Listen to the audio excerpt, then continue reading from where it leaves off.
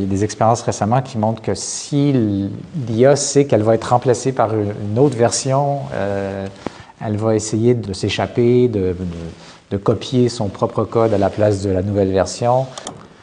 Mon nom est Yoshua Bengio, je suis professeur à l'Université de Montréal, directeur scientifique de Mila, un très gros centre de recherche académique sur l'intelligence artificielle.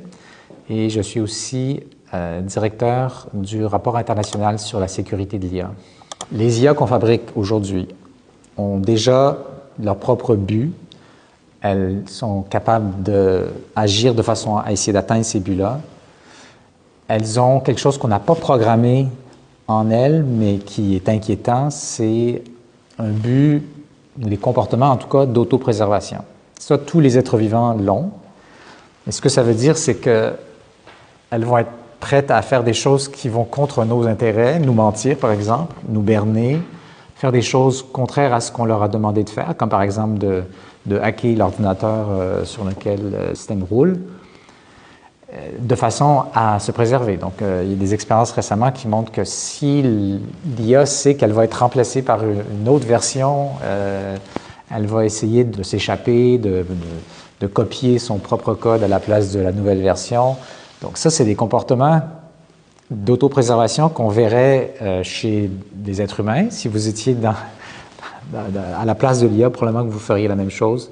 Mais ce n'est pas quelque chose qu'on désire et c'est quelque chose qui peut être dangereux parce qu'effectivement, si elles sont capables de le faire vraiment, là, c'était des expériences sous contrôle, ça peut être grave pour nous.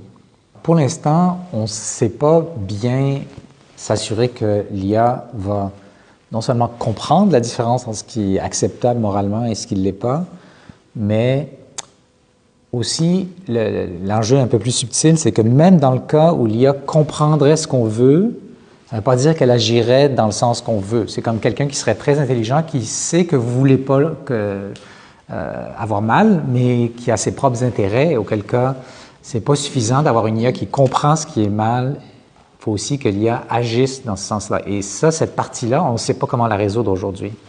Éventuellement, je pense qu'on peut concevoir que des IA comprennent ce qui est pour les humains généralement ou pour différentes personnes, différentes cultures, ce qui est acceptable ou pas, mais on n'a vraiment pas d'idée de comment fabriquer des machines plus intelligentes que nous et qui vont être vraiment à notre service ou qui vont être des outils qui n'ont pas leurs propres intérêts. Ça reste une question scientifique non résolue.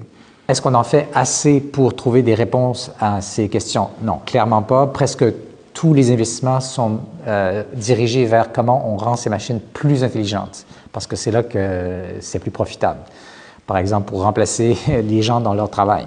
Mais comment les rendre plus fiables, comment les rendre plus de confiance, comment s'assurer qu'elles vont agir dans notre sens, donc être alignées avec nos besoins, qu'on puisse les contrôler pour pas qu'on en perde le contrôle. Toutes ces questions, il y a très peu de recherche qui est faite et surtout les grands moyens qui sont utilisés pour les systèmes à la pointe là, ne sont pas disponibles pour ces recherches-là aujourd'hui.